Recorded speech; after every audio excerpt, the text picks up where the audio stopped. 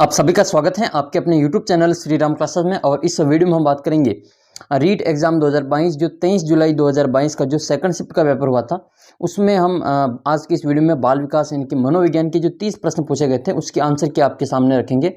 और ये मेरे पास में पेपर कोड ए है। अगर आपका दूसरा कोड है तो आप जो प्रश्नों को देख के अपने उत्तर की मिलान कर सकते हैं। तो 30 ही प्रश्नों का पूरा आपको इसमें आंसर की मिलेगी, तो वीडियो को शुरू से अंत तक देखें। आइए शुरू करते हैं प्रश्न संख्या 1 से। ये पेपर कोड मेरे पास में ए है और पहला प्रश्न आपके सामने है ये बाल विकास और शिक्षा शास्त्र CDP के 30 प्रश्न। पहला क्वेश्चन आपके सामने इस प्रकार है कि विकास का कौन सा आयाम नोम चॉम्स्की के सिद्धांतों से प्रभावित हुआ है। तो नोम चॉम्स्की के जो संबंधित है वो भाषा विकास से संबंधित है। लैंग्वेज डेवलपमेंट से नोम चॉम्स्की संबंधित है। करेक्ट आंसर आपका इसमें भाषा विकास। इन्होंने जो LAD की जो LAD, ठीक है, ये वाली अवधारणा इसमें उनको द्वारा दी गई थी। दूसरा क्वेश्चन आपका इसमें कि स्वभाव में व्यक्तिगत भिन्नताएं आधारभूत रूप से होती हैं। तो स्वभाव में जो व्यक्तिगत भिन्नताएं होती हैं वो आधारभूत रूप से जन्मजात होती हैं। इसका करेक्ट आंसर हो जाएगा इसमें जन्मजात। तीसरा क्वेश्चन है कि किसने व्यक्तित्व के सिद्धांत का किसी भी सिद्धांत को प्रतिपादित नहीं किया है, यानी कि पर्सनालिटी से संबंधित कौन नहीं, इसके बारे में पूछा गया था ये। तो देखो इसमें ओलपोर्ट तो संबंधित हैं, फ्राइड भी हैं, कैटल भी हैं, लेकिन जो आपका BF स्किनर है वो व्यक्तित्व के सिद्धांत से संबंधित नहीं है। तो अपना उत्तर हो जाएगा इसमें BF स्किनर। अगला क्वेश्चन है चौथा, इसमें हेनरी मुरे और क्रिस्टियन डी मॉर्गन द्वारा कौन सा परीक्षण निर्मित किया गया था। तो आप जो इसको टेट वाला जो परीक्षण है वो इन्हीं के द्वारा दिया गया था, TAT, thematic appreciation inception test. तो कथानक संप्रत्यक्षण परीक्षण, जो C वाला ऑप्शन है वो इसमें बिल्कुल करेक्ट है। पांचवा प्रश्न है कि इनमें से कौन सा एक बालक की वृद्धि से संबंधित नहीं है, यानी कि कौन सा जो कारक है वो बालक की वृद्धि से संबंधित नहीं है। तो देखो पोषण होता है, स्वास्थ्य भी होता है, अधिवास भी होता है, लेकिन निद्रा है वो इसमें इसका करेक्ट आंसर हो जाएगा। C वाला ऑप्शन इसमें सही हो जाएगा। छठा क्वेश्चन है कि कौन सा बुद्धि परीक्षण की संस्कृति मुक्त अवाचिक परीक्षण है। तो आपके हो जाएगा स्टैंडर्ड प्रोग्रेसिव मैट्रिसेस। जो D वाला ऑप्शन है वो आपके इसमें सही हो जाएगा। प्रश्न संख्या 7 है आपके इसमें बहुआयामी बुद्धिमत्ताओं में गार्डनर के सिद्धांत में कौन सी बुद्धिमत्ता शामिल नहीं है। तो बहुबुद्धि का जनक हावर्ड गार्डनर को कहा जाता है। तो हावर्ड गार्डनर ने इनमें से कौन सी बुद्धि का जो प्रकार नहीं दिया है। तो इमोशनल जो बुद्धि है जो टाइप है वो इन्होंने नहीं दिया था, यानी कि सामयिक रूप में जो डायरेक्ट इनका नाम जो नहीं लिया था। आठवां क्वेश्चन है कि सृजनात्मकता चिंतन किससे संबंधित है। तो ये आपके अपसारी चिंतन से संबंधित है। सृजनात्मक चिंतन अपसारी चिंतन से संबंधित है। आप कमेंट करके बताना आपके 30 में से कितने प्रश्न सही हो रहे हैं और टोटल आपका स्कोर कितना है। साथ ही आपके ये जो PDF है आपको हमारे टेलीग्राम चैनल पे मिल जाएगी। लिंक टेलीग्राम चैनल का नीचे डिस्क्रिप्शन बॉक्स में दे रखा है, ज़रूर ज्वाइन करें, क्योंकि मैंने वहाँ पे 2013 के जो पेपर हैं वो अपलोड कर रखे, तो आपको वहाँ से मिल जाएंगी वो। और वो जो 2013 के पेपर है जनवरी के एग्ज़ाम के लिए आपके काफ़ी हेल्प करेंगे। जो जिला परिषद द्वारा एग्ज़ाम हुआ था वो वाले 2013 के सभी पेपर आपको वहाँ पे मिल जाएंगे। तो आप चैनल को सब्सक्राइब जरूर करके टेलीग्राम चैनल ज्वाइन कर लेना। अपसारी वाला हो जाएगा ये सृजनात्मक चिंतन। और फिर आपके आ जाएगा नवा प्रश्न, ये मानसिक विमंदित पद को किस पद के साथ प्रतिस्थापित किया गया है। तो ये हो जाएगा आपकी इंटेलिजेंट जो आपकी अयोग्यता है, बौद्धिक अयोग्यता। A वाला ऑप्शन इसमें सही है। 10वां प्रश्न है व्यक्तित्व की सैद्धांतिक अवधारणा के लिए कौन सा सत्य नहीं है। तो स्थायी भी होता है, सामान्य भी होता है, अनूठा भी होता है, ठीक है। इनमें से केवल ये वाला स्थिर नहीं होता है, ये गतिशील होता है। तो सही उत्तर हो जाएगा इसका A वाला ऑप्शन। 11वां क्वेश्चन है पढ़ने संबंधी अक्षमता अधिगम अक्षमता को कहा जाता है। तो ये डिसलेक्सिया को पढ़ने संबंधी अक्षमता कहा जाता है। आपको कमेंट करना है कि ये डिसग्राफिया और डिसकैल्कुलिया किससे संबंधित है, कमेंट करके बताना। देखें 12वां क्वेश्चन है न्यूनतम आधारभूत सुविधाओं से वंचित बालकों को निम्न रूप में वर्गीकृत किया जाता है। तो इसका उत्तर हो जाएगा आपके प्रतिकूल परिस्थितिग्रस्त बालक।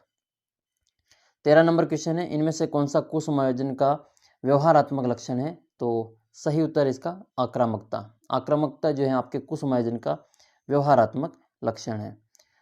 14 नंबर प्रश्न है आपके इसमें कि विशेष आवश्यकताओं वाले बालकों के साथ कौन सी विधि प्रत्यक्ष रूप से संबंधित नहीं है, ठीक है, नहीं पूछा इसमें। तो इसका जो सही उत्तर है वो आपका B ऑप्शन है, खेलकूद व अतिरिक्त पाठ्यक्रम गतिविधियों का विकास। 15 नंबर क्वेश्चन है कि इवान पावलोव है उसके द्वारा जो प्रतिपादित सिद्धांत है शास्त्रीय अनुबंधन का सिद्धांत, जो अधिगम को किसके द्वारा समझाता है, तो वो एसोसिएशन यानी कि साहचर्य के द्वारा दर्शाता है। ठीक है, करेक्ट आंसर हो जाएगा इसका साहचर्य। 16 नंबर क्वेश्चन है इसमें कि बालकों के लिए अधिगम की कौन सी प्रक्रिया नहीं है। ठीक है, तो इसमें प्रतिबिंबन भी होता है, तर्क भी होता है, कल्पना भी होती है, लेकिन करेक्ट आंसर जो है इसमें चार ऑप्शन में से वो हो जाएगा परिपक्व, ये इससे संबंधित नहीं है। अधिगम में पुरस्कार और दंड की अवधारणा किसके द्वारा प्रस्तावित की गई, तो ये तो आपको पता है, इसमें स्किनर है, BF स्किनर।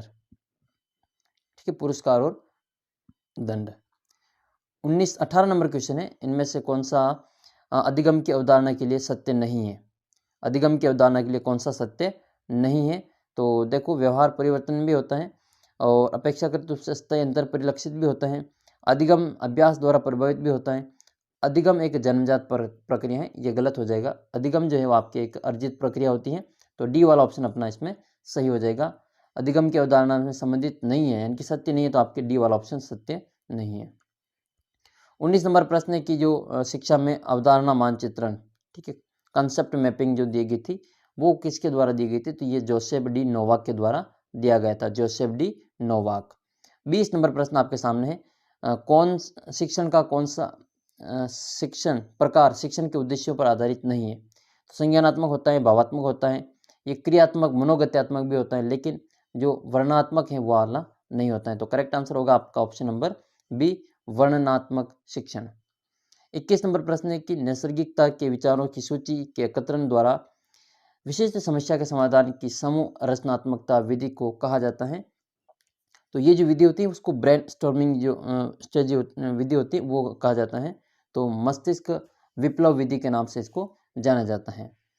22 नंबर प्रश्न आपका इसमें कि कक्षा अधिगम में अभिप्रेरणा की भूमिका किस प्रक्रिया से प्रत्यक्ष रूप से संबंधित नहीं है, तो प्रगति और परिणाम भी होता है और प्रशंसा और आलोचना भी होती है, आकांक्षा का स्तर भी होता है। बी ऑप्शन हो जाएगा अंतर्वैयिक व्यक्ति के समायोजन। ठीक है, इंटरपर्सनल एडजस्टमेंट, ये इसका बिल्कुल करेक्ट आंसर होगा।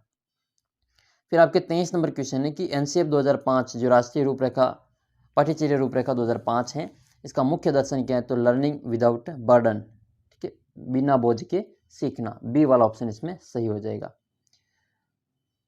अगला क्वेश्चन 24वां है आपके इसमें कि शिक्षा का अधिकार अधिनियम 2009 यानी कि RT 2009 में कौन सा कथन सत्य नहीं है, तो देखो 6 से 14 साल वाला तो इससे सत्य है, विद्यालय प्रबंधन समिति का प्रावधान भी है और प्राथमिक शिक्षा के लिए राष्ट्रीय आयोग का गठन भी है, लेकिन ये 60 घंटे वाला जो है वो आपके गलत है। तो आप बताना देखिए 60 की जगह कितने होता तो इससे हो जाता, तो करेक्ट जो घंटे हैं प्रति सप्ताह न्यूनतम कितने घंटों की, जिसमें तैयारी की घंटे भी शामिल हैं, उन घंटों की संख्या आपको कमेंट बॉक्स में लिखनी है। 25 नंबर प्रश्न है कि शिक्षा में क्रियात्मक अनुसंधान के विकास में किसने योगदान नहीं दिया, तो कर्ट लेविन ने भी दिया था, बंकिंगम ने भी दिया था, स्टीफन कोरे ने भी दिया था, लेकिन ये जो कोरे की जगह कोवे दे दिया, ये इन्होंने जो अपना योगदान क्रियात्मक अनुसंधान जो आपके हम पढ़ते हैं AR एक्शन रिसर्च, उसमें इन्होंने योगदान नहीं दिया था, तो कोवे वाला इसमें सही हो जाएगा। कन्फ्यूजन करने के लिए ऑप्शन डाला गया था, बाकी तो साफ साफ ही दिख रहे, लेकिन कोवे और कोरे में कई सारे कन्फ्यूजन हो गए होंगे जिन्होंने ध्यान से नहीं पढ़ा था। 26 नंबर क्वेश्चन है, शिक्षा मनोविज्ञान में किस स्तर में मापन का न्यूनतम प्रयोग होता है, तो ये तो सबको पता ही है, नॉमिनल जो स्केल होती है, ठीक है, नामित मापनी, बी वाला ऑप्शन इसमें करेक्ट हो जाएगा। 27 नंबर क्वेश्चन आपके सामने है, ये किस मनोवैज्ञानिकों निम्न मनोवैज्ञानिकों में से किसने इनकी कौन है जो बाल विकास के सिद्धांतों से संबंधित नहीं है, देखो जीन प्याजे भी हैं, लेव वाइगोत्स्की भी हैं, अल्बर्ट बॉन्ड्रा भी हैं, लेकिन जो अब्राहम मैस्लो हैं वो आपके बाल विकास के सिद्धांतों से संबंधित नहीं है। 28 नंबर प्रश्न है, आनुवंशिकता की भूमिका के अध्ययन के लिए कौन सी विधि वैध नहीं है, ठीक है, तो इसमें जुड़वा बच्चों का अध्ययन भी होता है और अभिभावक बालक का विश्लेषण भी होता है, समवयस्क समूह का अध्ययन भी होता है, लेकिन जो आपका एडॉप्शन स्टडी यानी कि दत्तक ग्रहण वाला जो अध्ययन है वो इसमें शामिल नहीं है, आनुवंशिकता से संबंधित ये नहीं होगा। 29 नंबर प्रश्न है, एक व्यक्ति की दिखाई देने वाली दैहिक और मनोवैज्ञानिक विशेषताओं को किस रूप में परिभाषित किया जाता है, तो इसका करेक्ट आंसर आपके सामने है फिनोटाइप, ऑप्शन नंबर सी। अंतिम प्रश्न है, अंतिम प्रश्न से पहले मैं आपसे वापस रिक्वेस्ट करूंगा चैनल को आप सब्सक्राइब कर लेना, आपके बाकी की भी आंसर की अपलोड कर दी हैं, आप चैनल के वीडियो सेक्शन में जाकर सारी आंसर की देख सकते हैं। और टेलीग्राम चैनल पे आपको सभी के लिंक मिल जाएगी, वहाँ से भी आप अपने आंसर की मिलान कर सकते हैं। आपके 150 में से कितने प्रश्न सही हो रहे हैं कमेंट करके ज़रूर बताना। और ये साइकोलॉजी के जो 30 प्रश्न हमने देखे अभी, इनमें से आपके कितने प्रश्न सही हो रहे हैं वो भी आप कमेंट करके ज़रूर बताना। और अगले वीडियो में आपको जो और महत्वपूर्ण वीडियो मिलेंगे, यहाँ पे 2013 के जो प्रश्न पत्र आपको यहाँ पे सोल्व करवाए जाएंगे, PDF भी आपको मिलेगी, वो भी टेलीग्राम चैनल पे। तो आप नीचे लिंक दे रखा है, वहाँ से इसको ज्वाइन जरूर करना। तो 29 नंबर प्रश्न हो गया है। अब हम देखते हैं इसमें 30 नंबर क्वेश्चन। किसी परिप्रेक्ष्य के अनुसार बाल विकास के शरीर के अंदर एक विशिष्ट एवं व्यवस्थित पूर्व व्यवस्थित प्रणाली को दर्शाता है। तो इसका जो सही उत्तर वो आपके हो जाएगा जैविक। जो बायोलॉजिकल है वो इसमें बिल्कुल करेक्ट आंसर है। तो ये 30 प्रश्नों के आंसर की इस वीडियो में हमने आपको बताई। हिंदी की मैंने पहले अपलोड कर दी है इस सेक्शन की, तो आप मिलान कर सकते हैं अपने आंसर की। संस्कृत की भी हो गई है, सामाजिक विज्ञान भी हो गई है। थोड़ी देर हिस्ट्री की जो आंसर की वो आने वाली है, तो आप चैनल को सब्सक्राइब कर लेना, वीडियो को अधिक से अधिक शेयर जरूर करना। मिलते हैं आपको अगले वीडियो में एक नई आंसर की यानी कि नए वीडियो में। तब तक जय हिंद, जय भारत।